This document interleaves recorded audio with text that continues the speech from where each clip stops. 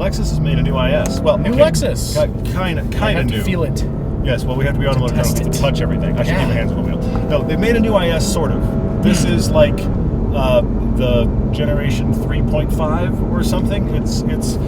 They've had the IS for a while. We gotta go by Porsche. It's the 0.2 version of the third generation. Yeah. You're watching Everyday Driver. We make a TV show, podcast, and YouTube channels dedicated to great cars, driving adventures, and helping you find a car you'll love. subscribe and hit the bell so you don't miss a thing.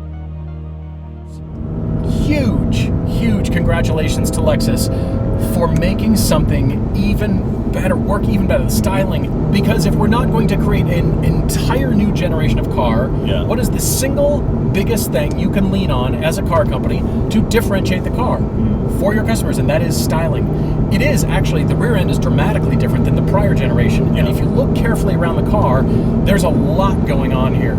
I do agree. I like the Predator maw. It's actually kind of changed shape just a bit. It's dropped even lower to the ground. The Predator's burping now. He's not just chewing. He's burping. Oh, no. You know, it's a big... that's awful. But it kind of works, I have to say. Get this. They had to go back to the LFA to get some more inspiration and apply it to this. Yeah. I am seeing direct things removed from the LFA, applied to this car, which is no bad thing. The scoop just in the rear door, you go down to the rocker, that's directly from the LFA. Some of the lines, and to actually punch it out of sheet metal, that crisp edge on the trunk, wow, they actually made that. Phenomenal. They held some crisp lines. It's gotten even better, more aggressive, and that's what I've always liked the IS. It's been an aggressive little kind of sports car. Even the president of Toyota has said the IS is the car that really moved him towards performance driving. And so that is the mindset that Todd and I bring to this car. We think small, Lexus. And I also thought, when has Lexus ever cared about driving? Their audience has wanted not fun to drive cars. It just insulates you from everything. Right. Almost absolutely, yes. like you don't like driving or afraid of driving. And that, unfortunately, has been the overarching mantra of what Lexus customers are. But I think Lexus wants to do more. Well, here's the thing. They're debuting, theoretically, with this new IS. They are debuting what they're calling the Lexus Driving Signature. An attempt by Lexus to actually make more involving cars, to have the dynamics be more involving to the driver. And they also want, there's a subtle thing in there, that we want all the Lexus cars to feel like Lexus cars and drive the same. And my thought is, they already do. It's just they have no involvement at all, and they all are similarly numb. This is an attempt to fix that. And I don't think it's a home run, but I think it is major steps in the right direction. There still is almost no steering feel, but this IS is significantly more buttoned down. While I don't feel like I'm getting real information from the steering, there is a serious precision here in this car. And this isn't even the F-Sport. The F-Sport they're reserving now for the upper level. This is almost the dead center of the new model lineup. This is the 300 all-wheel drive. Now, the base 300 gets a little 2-liter.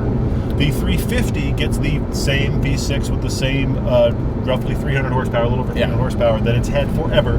This is the mid-grade of that V6 at like 260 horsepower, like 230 torque or so. Okay, but not overwhelming. 6-speed gearbox. This is, honestly, this is old driveline stuff.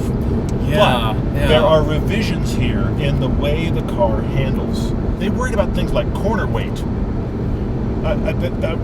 That was when have we weird. ever heard that from Lexus? And to read in a Lexus brief about, we're worried about unsprung weight, we're worried about how the corner weight is, and we're taking weight out of this and taking weight out of that. They are thinking about that track driving discussions applied to Lexus. Now that's weird, because that's not their audience. But maybe there's an attempt here to try to find the audience they haven't had. I would love for this car to give me more feel as a driver. However, I do think it is the most precise Lexus I've driven. I want to have more. I want it to talk to me more. That's what I love about cars. This still doesn't really say much, but man, it does exactly what you want. To the point that I find myself driving this harder than I expect to. I just start down a road and I get to a place where I'm comfortable and I realize I'm going really quick in this car. Whatever I ask it to do, it just goes, okay, I'll give you that. It doesn't talk to me a lot about it. I wish I was getting more info.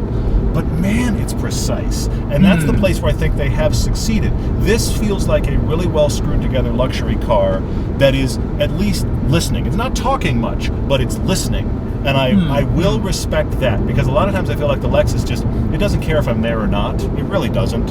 We're here to be cosseted and to get to our destination. I agree. This one I feel like is listening and going, oh, you like to drive. Oh, I'll try. I'll make the effort. And I appreciate that immensely. No, and I think they have succeeded there in refining this to make it more, not fully, but more of a driver's car than it's been since maybe that first gen. And the first gen was kind of the rawest, most driver's car of the original Lexus lineup. And then they've kind of slowly walked away from it. And the last IS that we drove, we kind of gave it a 7 or 8 across the board. It never had a really big strike against it. Right. But it also wasn't like, have you driven this thing? This is quick.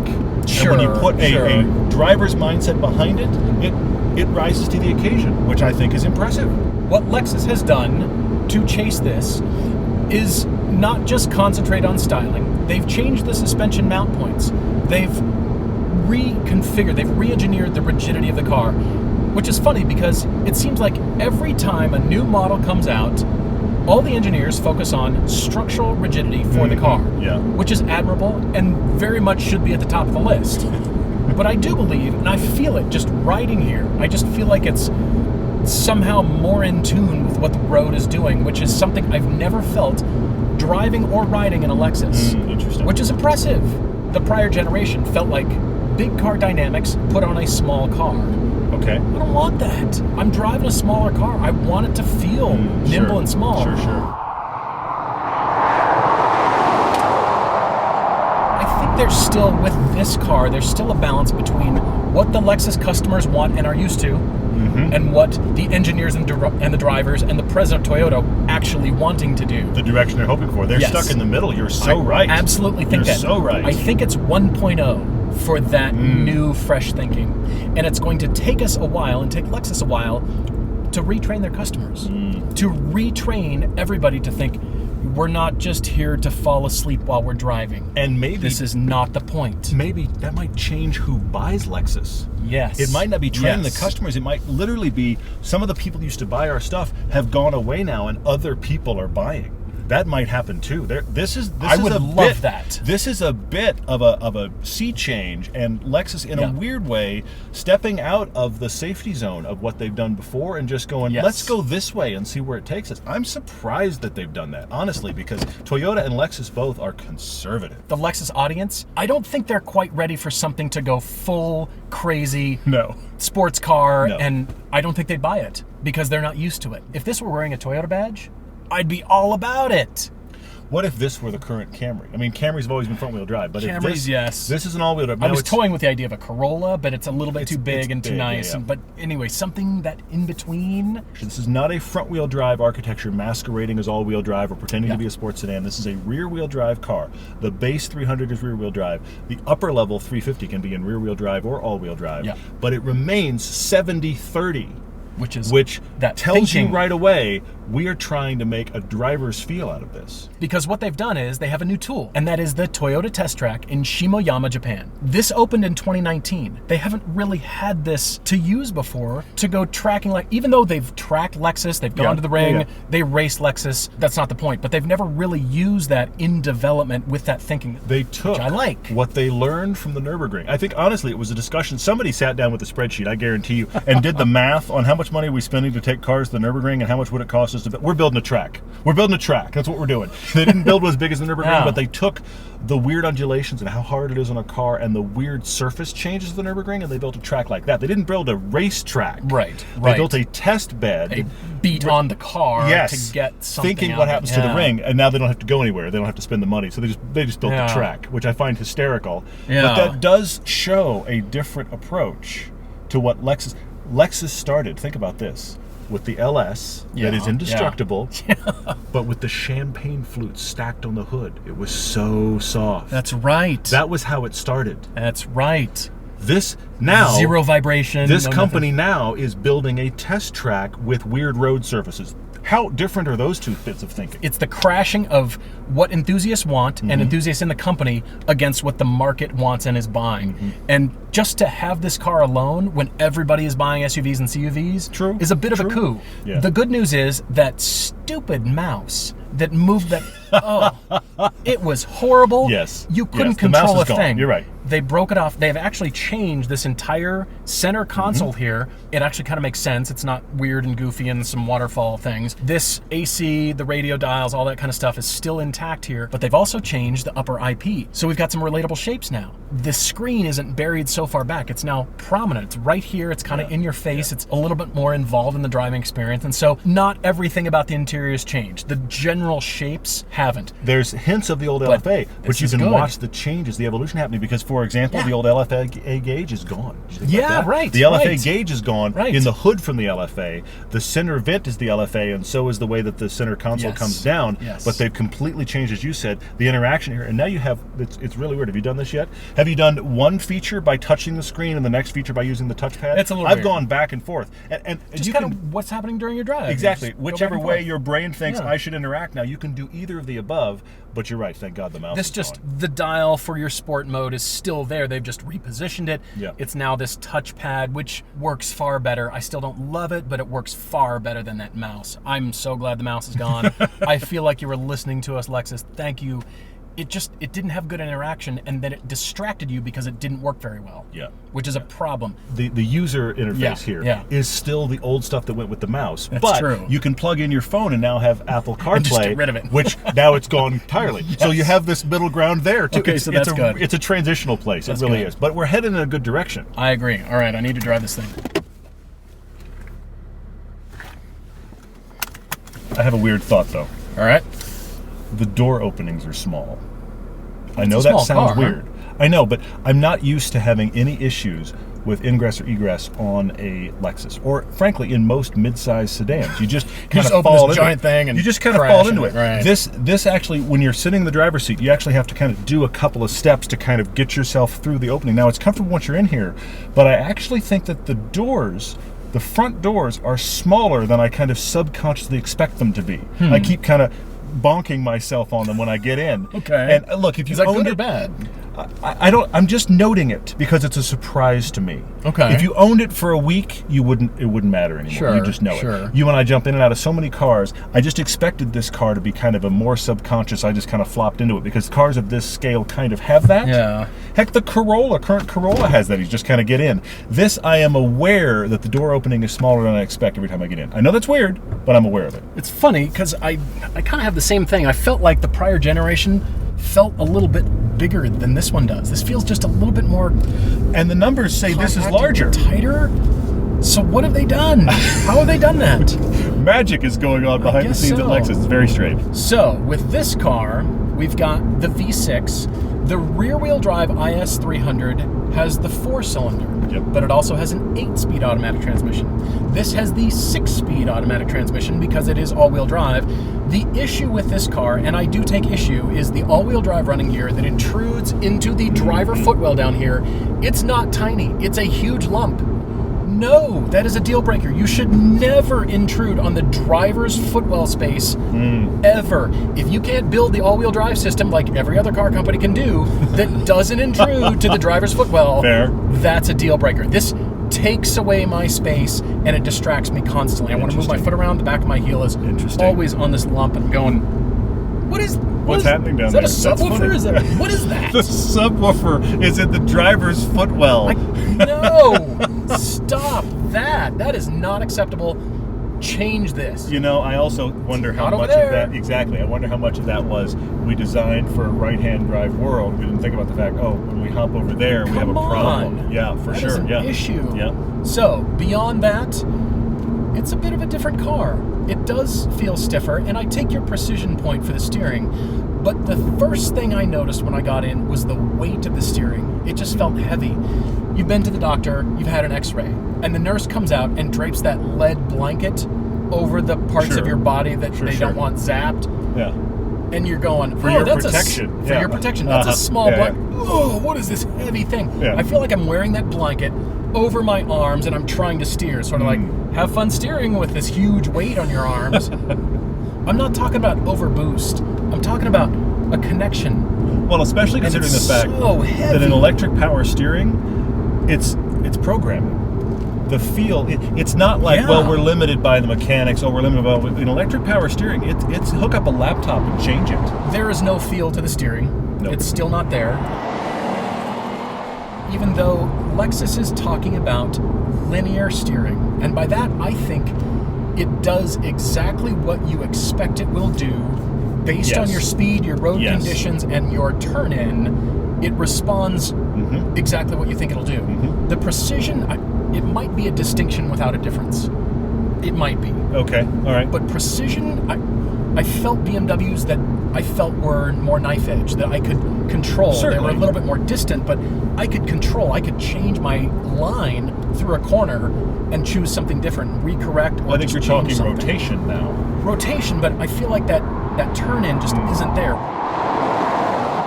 I think that's what linear means to Lexus at this point, and I think that's step one. That's why I think this is 1.0 for the new Lexus and the new thinking. Yep. But we've got to train our customer base first. Big time. We've got to Big retrain time. everybody. That was a bird. That was another another bird. one. We're not going that Don't we have fast. a deal with the birds? Get out of the street. Oh my gosh. We're not going that fast. That was 2 birds in the stretch of 100 Oh my yards. gosh. Took off and just didn't clear the roof. Okay. Apparently the roof was an inch higher. It's making all the difference right now for birds. Yeah, Birds thought, oh, that's the Lexus IS. We got it. I only have to get Nope. this high. Nope. Smack. See, that initial turn in, I feel is too soft on this car, and I don't feel anything. You don't. You're Through right. the corner, Yeah. yes, there is linearity about Wow, the okay. consistency. I can follow my line.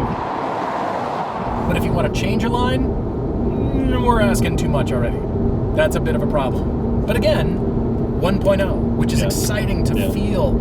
It's exciting to realize that and think, well, are Lexus going to start making driver's cars? Well, let's do. That's cool. Let's do the Let's IS. do that. Instead of the ISF Sport, which is the upper level trim. Let's go full ISF out of that upper level Yes. trim in rear wheel drive and put Yes. their 5-liter V8 back in it.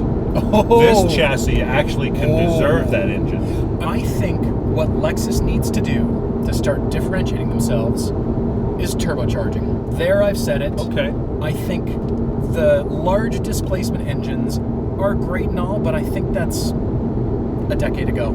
Not that large displacement engines can't do that. It's not what I'm saying. It just feels old school, still screwed to a new thinking kind of car. Okay. All right. So, Well, turbocharging. it is the old engine for sure. Yeah. I mean, here we go. Can we do it? Sure we can. Once you get into the upper rev ranges of this engine, you've got some power. It's naturally aspirated decent. V6. It's cool Yeah. in that regard for sure. Yeah, it is cool. And this doesn't have the active suspension. You can get the dynamic handling package in the active suspension, which Yes. this car does not have. Upper level gets limited slip differential. There's a lot of you stuff get that this too. doesn't have. Right. This is total mid-grade of this Right. new 2021 for sure. So the expectations, all right, we can't be there, but all right, feel this corner. I'm looking up through my corner, and it does have just linearity to it. But nevertheless, it's cool to feel that when I thought this car was just a styling exercise. I thought it was just, all right, same everything. Let's tweak it. Yeah. Let's just, okay. do a little bit of stuff here and there and kick it back out the door. When in fact, they tracked this thing. Yes, on their own new track. Yeah. Craziness. Yeah. I like that. I like the two-tone interior. Do you? Yeah, it's not bad. The fact, this color scheme on this specific IS, I'm kind of in love with. Are you? I like this It's blue. tasty. I like the caramel with the black. I think this is a great looking interior. What's funny is that it looks like it's all the nice leather that's here. It's not. Surprise. It's just colored plastic. It looks kind of like leather, and it's not leather. But only if you're an automotive journalist that goes around touching everything, you're going to know that. Honestly, it's funny. There's this leather cap, I'm going to call it. It's like it's wearing a graduation cap on top of the instrument panel there. That is exactly what I expect the rest of the car to feel like. And then I touch the rest of the car and I go, oh, that's right. This isn't a $100,000 car. It's 40-ish. And so for that, okay, you save some money. I wish those seats were better, though. I do too. Lexus, could we just have a lumbar? There's Yes. no air bladder on a car that costs this much. It's a Lexus. I love this car as a Toyota, but what pushes this into Lexus domain for the future beyond just styling, beyond just the Predator model? And I think they're on the right path. Honestly, I think you guys are doing awesome to focus on handling and steering and dynamics of the car more than you ever have. Add a turbo and a lumbar support over here, and I'd be really happy. Paul's making a shopping list for the new Could we IS. make a shopping list? Could we make a shopping list? While we're there, let's Sounds do the good. ISF. I want the V8.